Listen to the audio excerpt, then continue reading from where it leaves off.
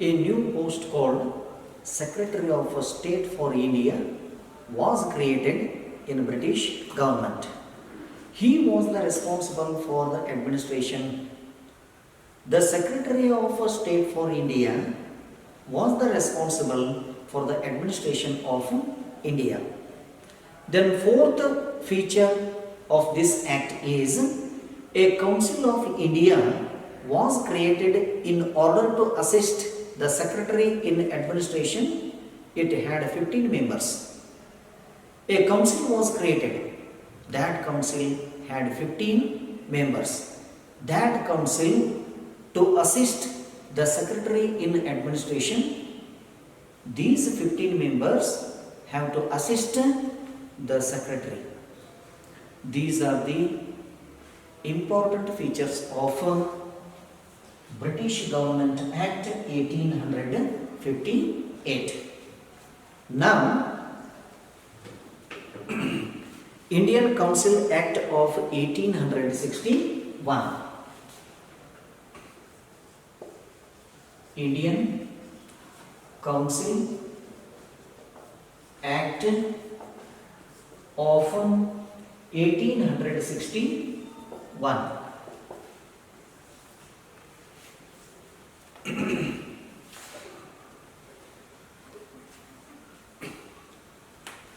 During this act, Indians allowed to participate in the process of creating law. Before Indian Council Act of 1861, Indians were not allowed in the creation of laws.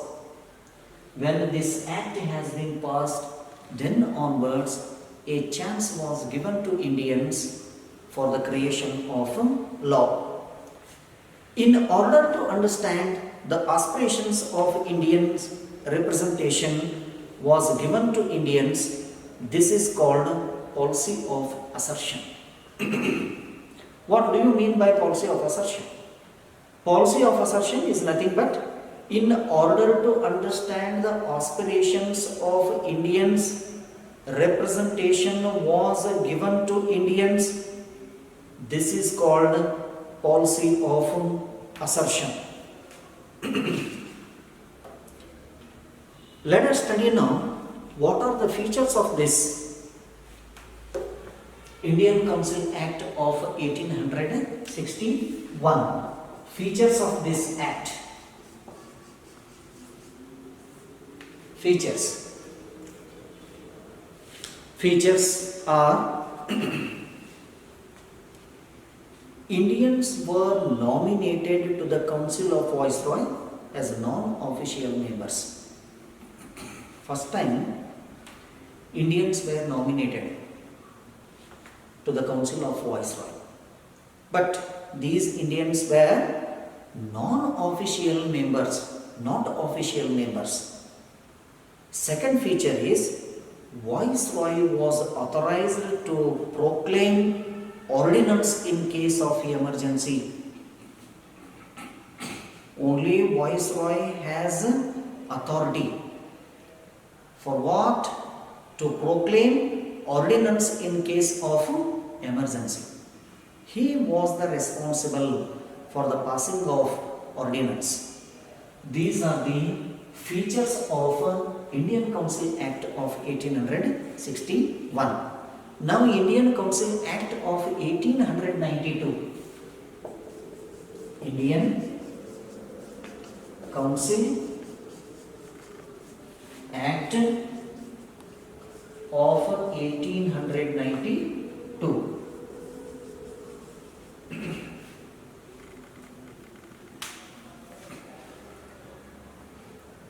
This Indian Council Act of 1892 is the continuation of Indian Council Act of 1861.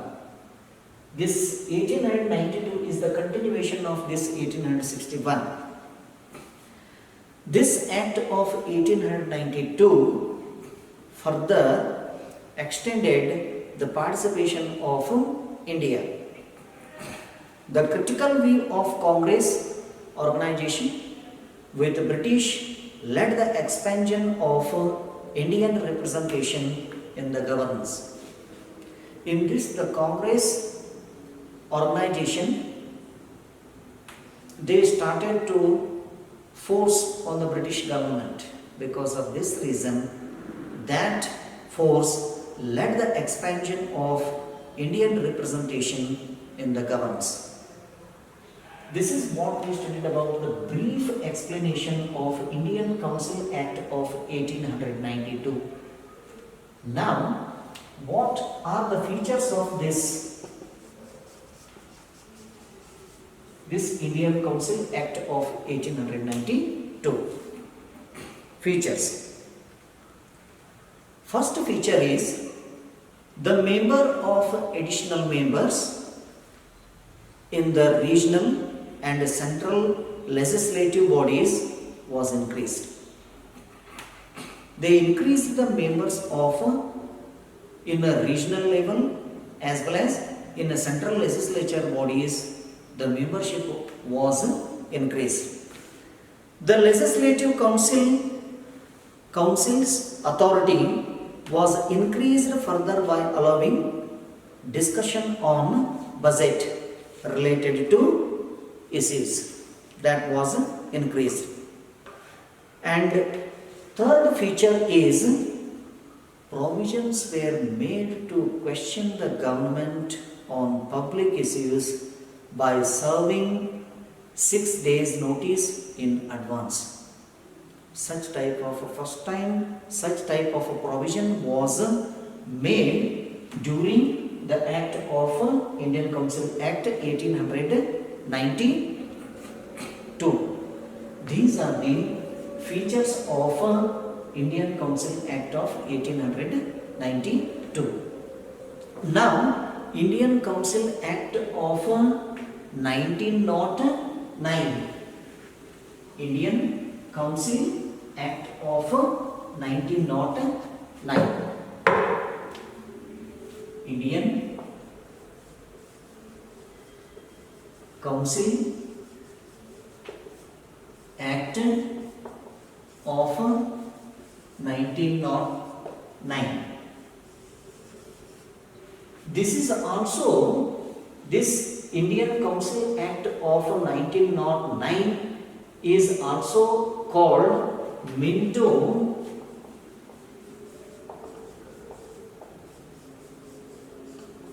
Minto-Morley Reforms Act. This is also called Minto-Morley Reforms Act. Why it is called Minto-Morley Reforms Act? Because Lord Minto was the Viceroy of India, Morley was his secretary. Whatever laws have been passed or the implementations of these two all together is known as Indian Council Act of 1909 or Minto-Morley Reforms Act. What are the features of this Minto-Morley reforms? Features.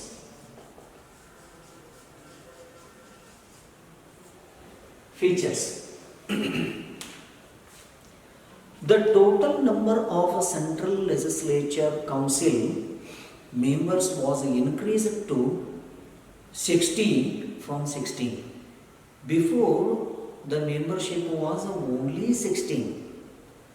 When this act has been passed, then onwards the membership of 16 increased to 60. Second feature is the number of regional council members was also increased. In a regional level, the members of council also increased.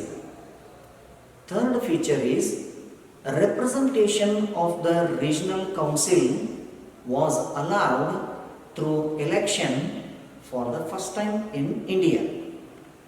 Representation of the regional council was allowed here. That is also through election.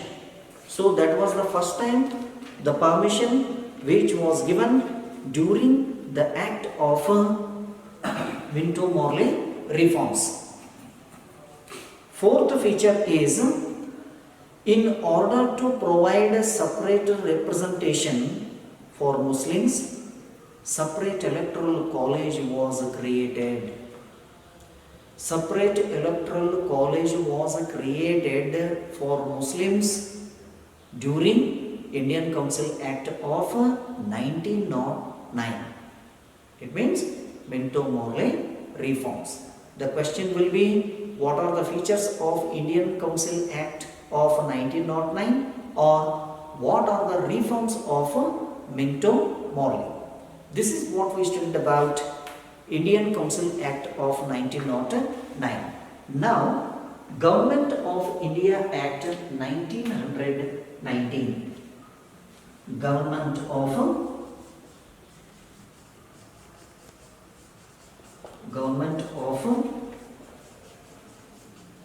India Act 1919.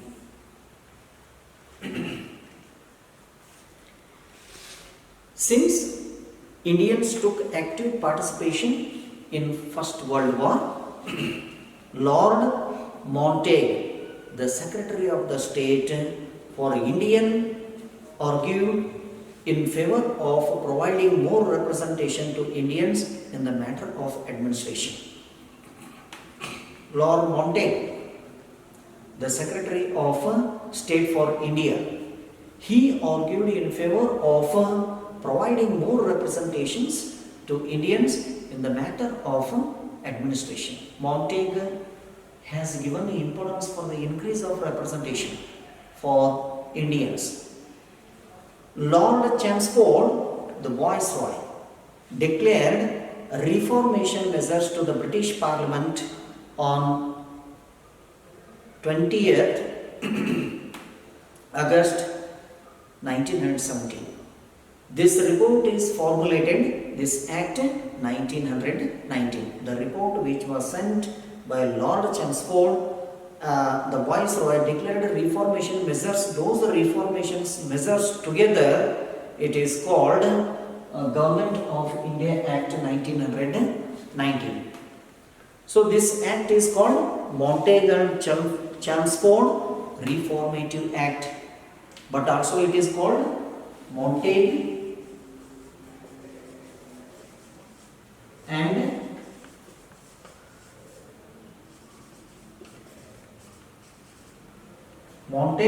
Chelmsford Reformative Act. Now, the features of this Government of India Act 1919. First feature is, this act formulated bicameral legislature body like lower house and upper house were created during this act. Today also we can see upper house and lower house, Lok Sabha and Rajya Sabha. Diarchy was allowed at regional courts. The second feature is, diarchy was allowed at regional courts. And third feature is, a high commissioner was appointed for Indians. Then fourth is, this act promised to improve local self-government. Fifth feature is, provincial budget was separated from central budget. Provincial budget was, before it was vested with the central budget. But when this act has passed, then onwards the provincial budget was separated, central budget became separate, and provincial budget became separate. A separate electoral college was extended for Muslims, Sikhs, Anglo-Indians and Europeans. These are the features of Government of India Act 1919. Now, the Government of India Act 1935. The Government of India Act 1935.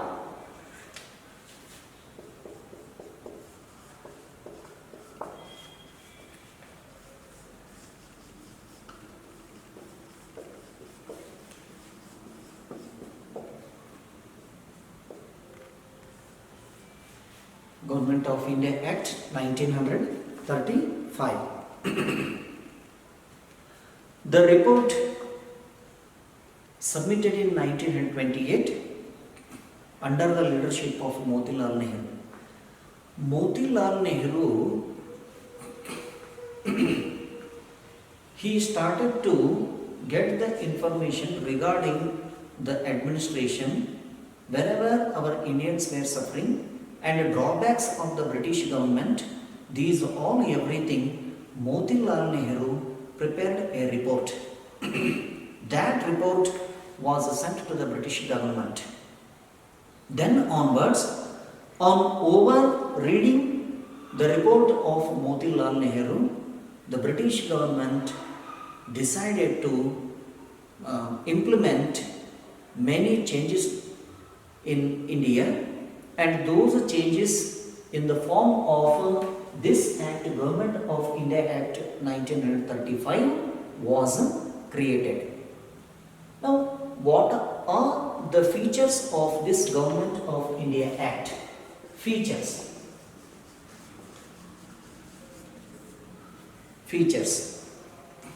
First feature is a federal system of Indian principalities, British governed regions and dominion states were formed. Means that is first time a federal system was created of Indian principalities, British governed regions and dominion states. This act has established Reserve Bank of India. Number 3, diarchy was established at the central level. Diarchy was cancelled at the regional level, and autonomy was granted.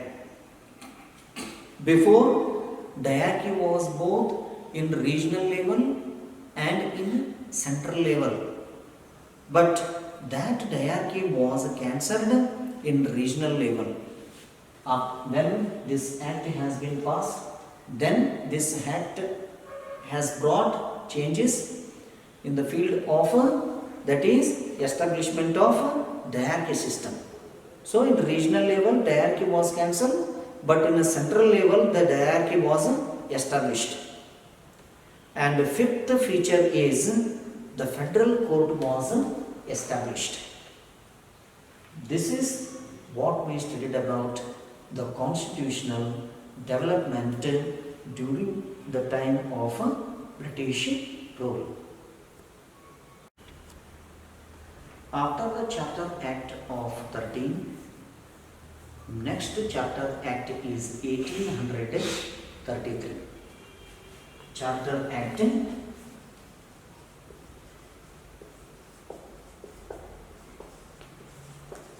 33. This Charter Act 1833, it aimed at improving the Indian situation. Its main aim was improving the Indian situation.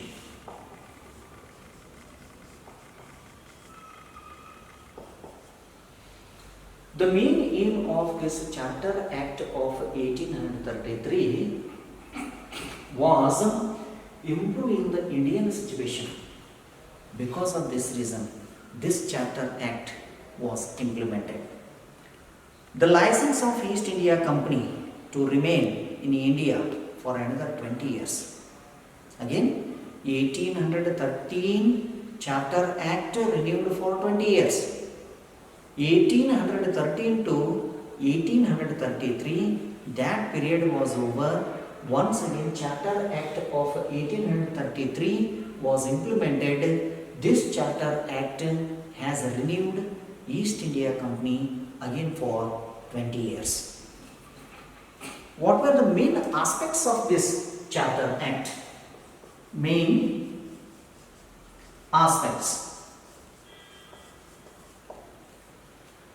The main aspects of this Charter Acts are: the Governor General of Bengal was named as the Governor General of India.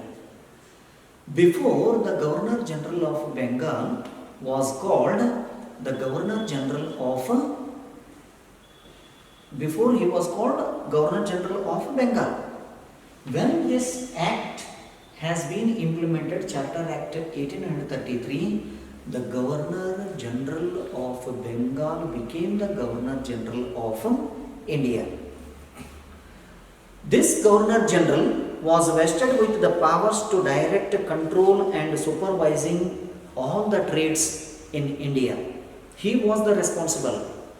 The Governor General was the responsible for the all trade which was carried in India.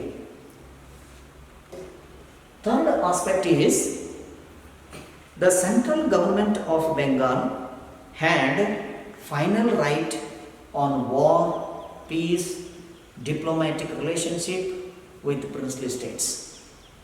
The Governor General had a final right. For what purpose? On war, peace and diplomatic relationship with all princely states. He had the authority. Governor General of India had the authority. Fourth aspect is, the Governor General was mandated to put his difference of opinion with executive committee members in writing whenever he differed with majority opinion. He was the responsible for war, peace. Along with it, he got, that is, Governor General was mandated. Means it was his compulsory duty to put his difference of opinion with executive committee members. Then the fifth aspect is, the act barred any discrimination based on religion, birth and skin color. This Charter Act of 1833 barred any discrimination which was based on religion, birth, skin and color. The Governor General was mandated to appoint a law professional as a member to his executive committee. The Governor General was mandated to appoint a law professional as he was a member. Seventh aspect is, all British companies were allowed to have trade relationship with India. These are the main aspects of Charter Act of 1833. This Act of 1833 throws more light on internal situation of India. This Act started to throw more light on internal situation of India. The various political developments present in England during 1830s. This is what we studied about Charter Act of 1833. Now, British Government Act 1858. British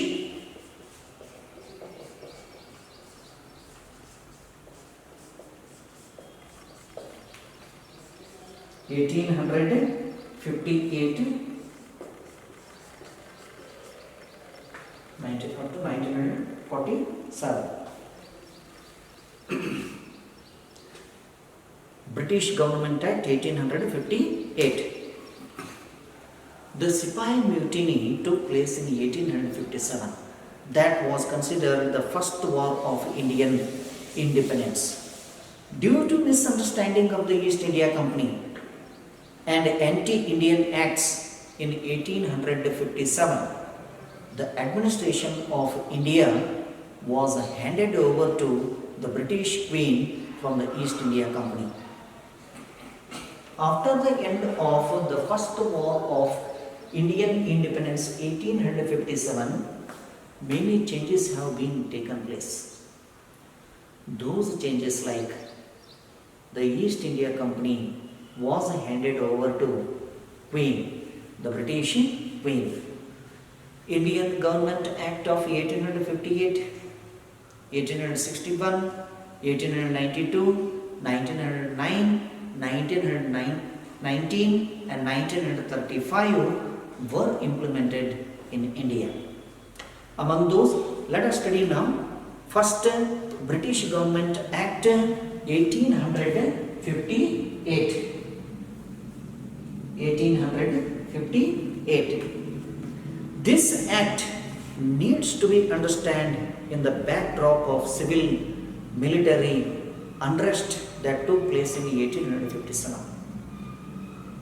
Means that this act was passed to understand the military drawbacks which was happened during 1857 was the main reason for this. India came under the direct rule of the British government. This act, the Queen of England, Victoria, announced that all-round development of India would be ensured by the British government on 1st November 1858. So, Queen Victoria announced, according to that, whatever development was needed, for that all-round development, Queen of England announced that India should be ensured by the British government on 1st November 1858. Now, what are the important features of this British Government Act? Important